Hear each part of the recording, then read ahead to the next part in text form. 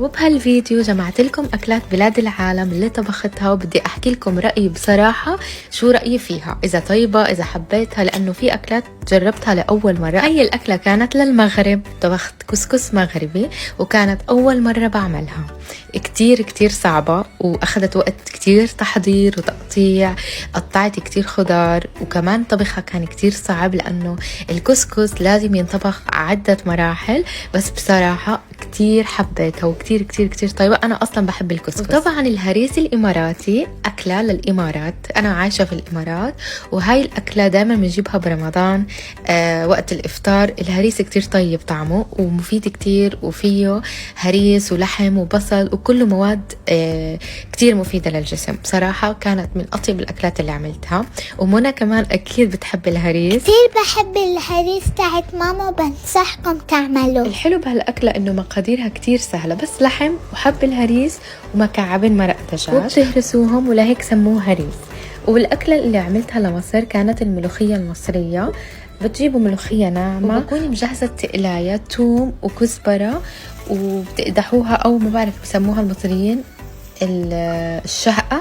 يمكن ماما شو بيسموها الحركة هاي بالمصريين؟ بعتقد بيسموها التقلية ولا التقلاية ولا الشهقة، مش عارفة صراحة. تقلية، أنا راحت من راسي الفكرة. وطبعا لازم تحطوا عليها ليمون. وأكتر أكلة طلبتوها مني لبلد الكويت كانت متشبوس دياي كويتي مع الدقوس. كتير حبيناها، حتى ماما وبابا اجوا عندي يومها وكتير حبوها. ماما شو رأيك بالمتشبوس الدياي لما دقتي؟ قولي لي رأيك. صراحة كتير بجنن وبيعقد. تسلم ايدك يا روح قلب ماما. وحتى الأولاد كتير حبوا. أكتر شي علي قال لي يا ماما دائما اعملي لنا إياه. تعالوا نسأل علي شو رأيه بالمتشبوس الدياي. كتير كان زاكي. مكوناته كتير بسيطة. الحشو عبارة عن زبيب، بصل مكرمل، والحمص المجروش. كتير سهلة وطريقتها موجودة بفيديو كامل لحاله. وأكيد أهل تونس طلبوا مني أعمل لهم أكلة تونسية، وأنا خطر لي أعمل كفتاجي. حسيتها كتير سهلة وبسيطة وحبيت أعمل شي سهل. هاي تعملنا لصاحبتي مريم، هي تونسية بس بعتنا لها خلصته وقالت بدها كمان. وقتها بعتنا صحن لجارتنا التونسية وكتير حبته. هاي طريقته، بتصفوا القرع والخضار. طريقتها كلها موجودة بفيديو على تيك توك وعلى انستغرام.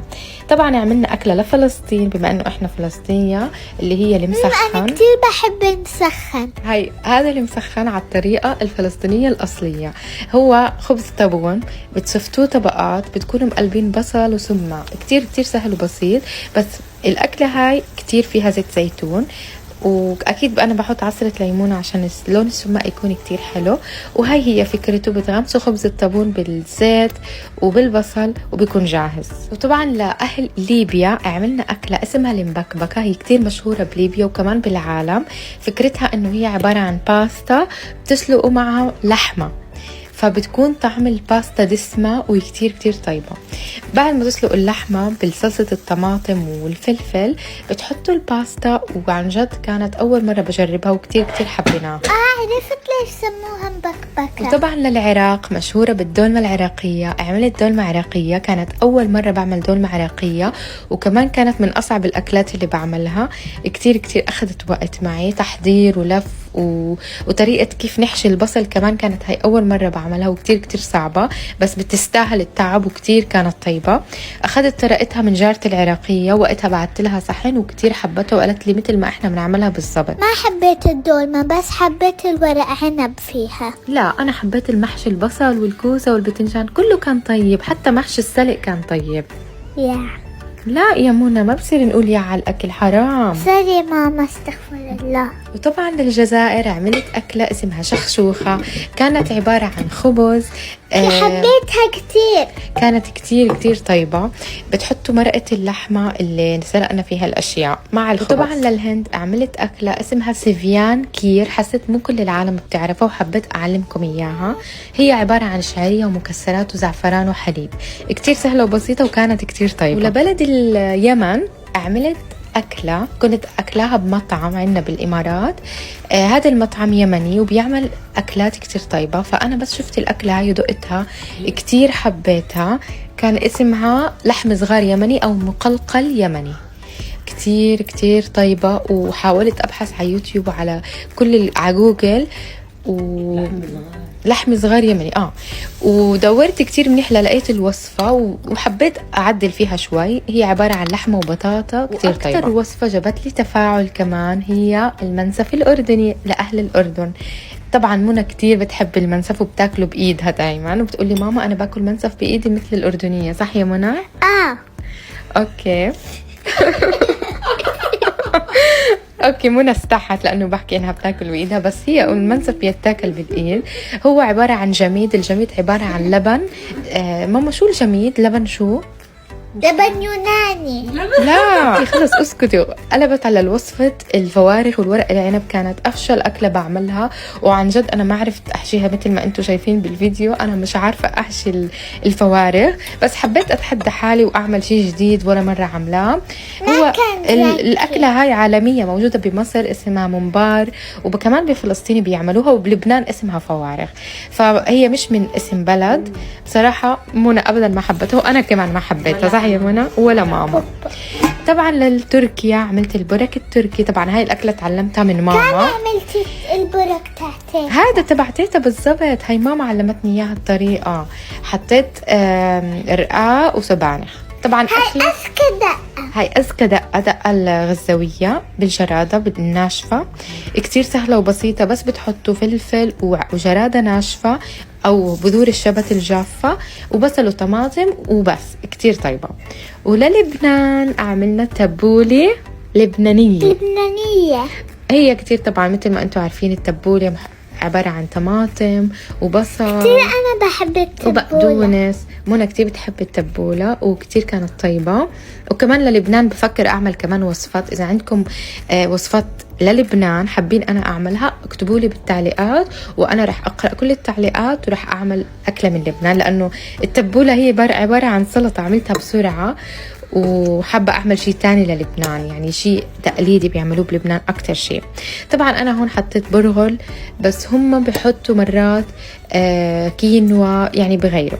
هذا أذكى سوشي عملتيه. اليابان عملنا لليابان سوشي. طبعا منى كان بدها سوشي، بس احنا ما كان عندنا اللي بنلف فيها السوشي، فعملتها بهالطريقة. حطيت الرز وقليته، طبعا هذا رز السوشي بينباع جاهز، وعملت الصوص كان كتير طيب. واذا حابين تشوفوا الطريقة كمان موجودة عندي في كل، يعني في التيك توك، في الانستغرام، وكمان نزلتها على اليوتيوب شورت.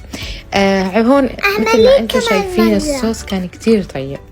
وكمان عملت أكلة للعراق اللي هي البرياني العراقي. لا برياني عراقي. صح برياني. والدولمة كمان كانت للعراق. أنا عملت أكلتين للعراق.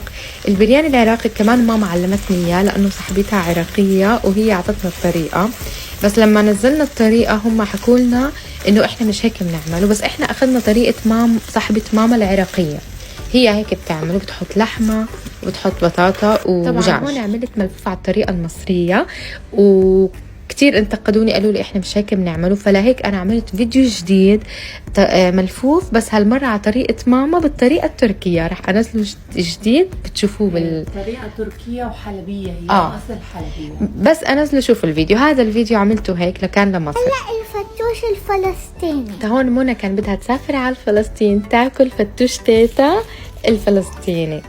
هو كتير طيب، لازم الكل يعمل. هو اسمه بصراحة فتوش غزاوي أو الملاحة، بس أنا وقتها كتبت فتوش فلسطيني وإجاني كتير انتقادات إنه إحنا ما بنعمله هيك وهذا مش فتوش فلسطيني. بس وقتها كل الناس عملته وتعلمته وحبته كتير، مثل ما أنتم شايفين. هو فتوش غزاوي مش هو فتوش غزاوي. المهم مش كل أهل غزة بيعملوه. مش كلهم.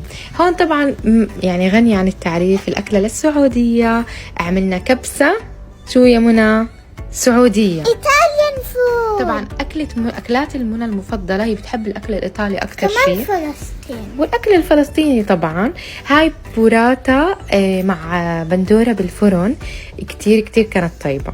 ومنى كان بدها تسافر على الصين. ليه؟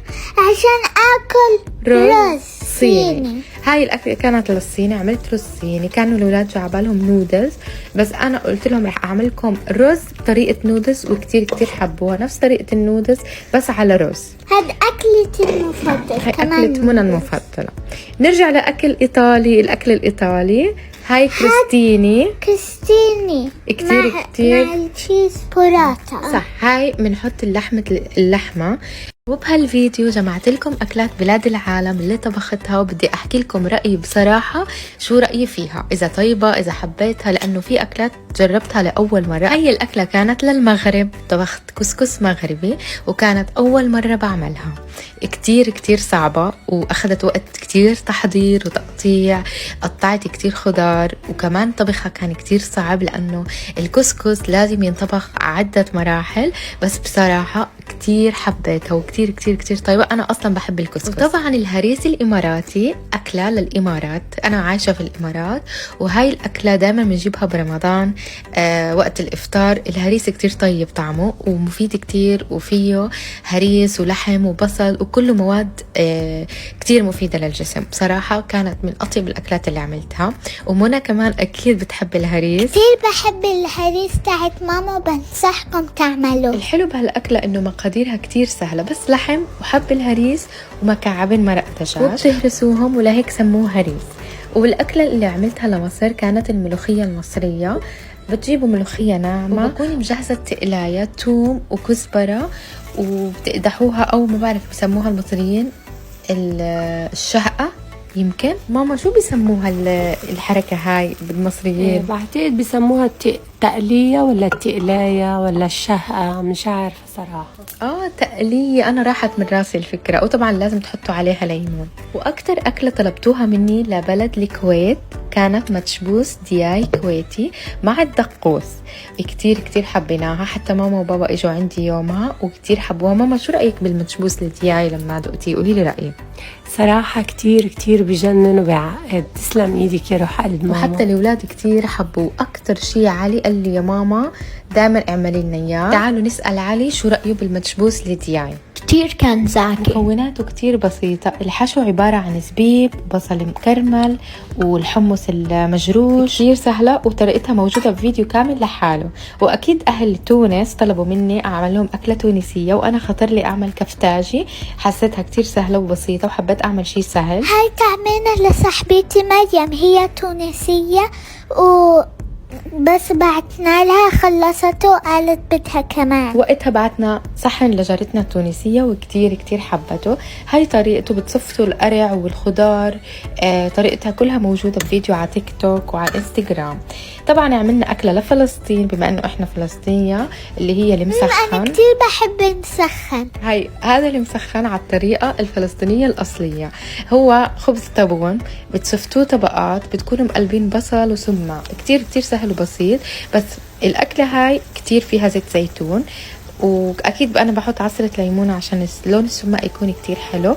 وهي هي فكرته، بتغمسوا خبز الطابون بالزيت وبالبصل وبيكون جاهز. وطبعا لاهل ليبيا عملنا اكله اسمها المبكبكه. هي كتير مشهوره بليبيا وكمان بالعالم. فكرتها انه هي عباره عن باستا بتسلقوا معها لحمه، فبتكون طعم الباستا دسمة وكتير كتير طيبة. بعد ما تسلقوا اللحمة بالصلصة الطماطم والفلفل بتحطوا الباستا. وعن جد كانت أول مرة بجربها وكتير كتير حبيناها. عرفت ليش سموها مبكبكة. وطبعا للعراق مشهورة بالدولمة العراقية. عملت دولمة عراقية، كانت أول مرة بعمل دولمة عراقية، وكمان كانت من أصعب الأكلات اللي بعملها. كتير كتير أخذت وقت معي تحضير ولف وطريقة كيف نحشي البصل كمان كانت هاي أول مرة بعملها وكتير كتير صعبة، بس بتستاهل التعب وكتير كانت طيبة. أخذت طريقتها من جارتي العراقية، وقتها بعت لها صحن وكتير حبتها وقالت لي مثل ما إحنا بنعملها بالضبط. ما حبيت الدولمة، بس حبيت الورق عنب فيها. لا أنا حبيت المحشي، البصل والكوسة والبتنجان كله كان طيب، حتى محشي السلق كان طيب. لا يا منى ما بصير نقول يا على الأكل، حرام. سوري ماما، استغفر الله. وطبعا للجزائر عملت أكلة اسمها شخشوخة، كانت عبارة عن خبز. حبيتها كتير. كانت كتير طيبة. بتحطوا مرقة اللحمة اللي سلقنا فيها الأشياء مع الخبز. وطبعا للهند عملت أكلة اسمها سيفيان كير، حسيت مو كل العالم بتعرفها وحبيت أعلمكم إياها. هي عبارة عن شعرية ومكسرات وزعفران وحليب، كتير سهلة وبسيطة وكانت كتير طيبة. ولبلد اليمن عملت أكلة كنت أكلها بمطعم عندنا بالإمارات. هذا المطعم يمني وبيعمل أكلات كتير طيبة، فأنا بس شفت الأكلة هاي ودقتها كتير حبيتها. كان اسمها لحم صغار يمني أو مقلقل يمني، كتير طيبة. وحاولت أبحث على يوتيوب وعلى على جوجل لحم صغار يمني ودورت كتير منيح لقيت الوصفة وحبيت أعدل فيها شوي. هي عبارة عن لحمة وبطاطا كتير طيبة. أكتر وصفة جابت لي تفاعل كمان هي المنسف الأردني لأهل الأردن. طبعا منى كتير بتحب المنسف وبتاكله بإيدها دايما، وبتقولي ماما أنا باكل منسف بإيدي مثل الأردنية، صح يا منى؟ أوكي. اوكي منى استحت لانه بحكي انها بتاكل بايدها، بس هي المنسف بيتاكل بالايد. هو عباره عن جميد، الجميد عباره عن لبن. ماما شو الجميد؟ لبن شو؟ لبن يوناني.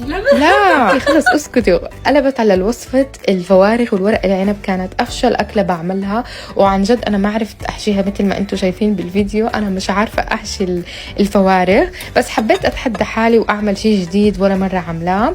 هو الأكلة هاي عالمية، موجودة بمصر اسمها ممبار، وكمان بفلسطين بيعملوها، وبلبنان اسمها فوارغ. فهي مش من اسم بلد. بصراحة منى أبدا ما حبتها وأنا كمان ما حبيتها، صح يا منى؟ ولا ماما.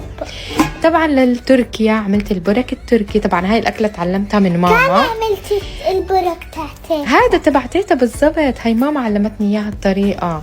حطيت رقاق وسبانخ. طبعا هاي أذكى دقة الغزاوية بالجرادة بالناشفة، كتير سهلة وبسيطة. بس بتحطوا فلفل وجرادة ناشفة أو بذور الشبت الجافة وبصل وطماطم وبس، كتير طيبة. وللبنان عملنا تبولة لبنانية. هي كتير طبعا مثل ما انتم عارفين التبولة عبارة عن طماطم وبصل كتير. أنا بحب التبولة وبقدونس. منى كتير بتحب التبولة وكتير كانت طيبة. وكمان للبنان بفكر أعمل كمان وصفات. إذا عندكم وصفات للبنان حابين أنا أعملها اكتبوا لي بالتعليقات، وأنا رح أقرأ كل التعليقات ورح أعمل أكلة من لبنان، لأنه التبولة هي عبارة عن سلطة عملتها بسرعة، وحابة أعمل شيء تاني للبنان، يعني شيء تقليدي بيعملوه بلبنان أكتر شيء. طبعا أنا هون حطيت برغل، بس هم بحطوا مرات كينوا يعني بغيره. هذا أذكى سوشي عملتي. اليابان عملنا لليابان سوشي. طبعا منى كان بدها سوشي بس احنا ما كان عندنا اللي بنلف فيها السوشي، فعملتها بهالطريقة. حطيت الرز وقليته، طبعا هذا رز السوشي بينباع جاهز، وعملت الصوص كان كتير طيب. واذا حابين تشوفوا الطريقة كمان موجودة عندي في كل يعني في التيك توك في الانستغرام، وكمان نزلتها على اليوتيوب شورت. هون مثل ما انتم شايفين الصوص كان كتير طيب. وكمان عملت أكلة للعراق اللي هي البرياني العراقي. لا برياني عراقي. صح برياني. والدولمة كمان كانت للعراق. أنا عملت أكلتين للعراق.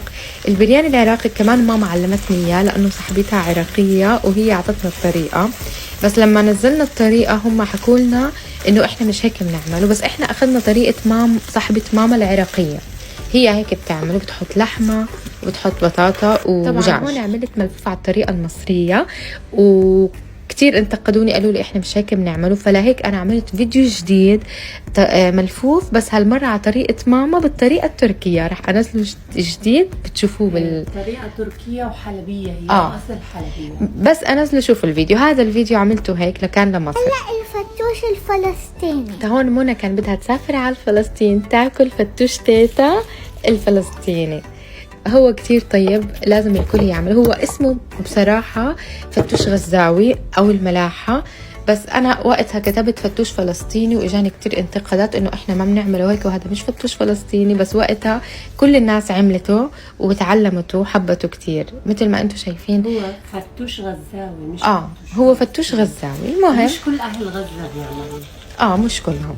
هون طبعا يعني غني عن التعريف الأكلة للسعودية. عملنا كبسة. شو يا منى؟ سعودية. إيطاليان فود. طبعا أكلات المنى المفضلة، هي بتحب الأكل الإيطالي أكتر كمان شيء، فلسطين. والأكل الفلسطيني طبعا. هاي بوراتا مع بندورة بالفرن، كتير كتير كانت طيبة.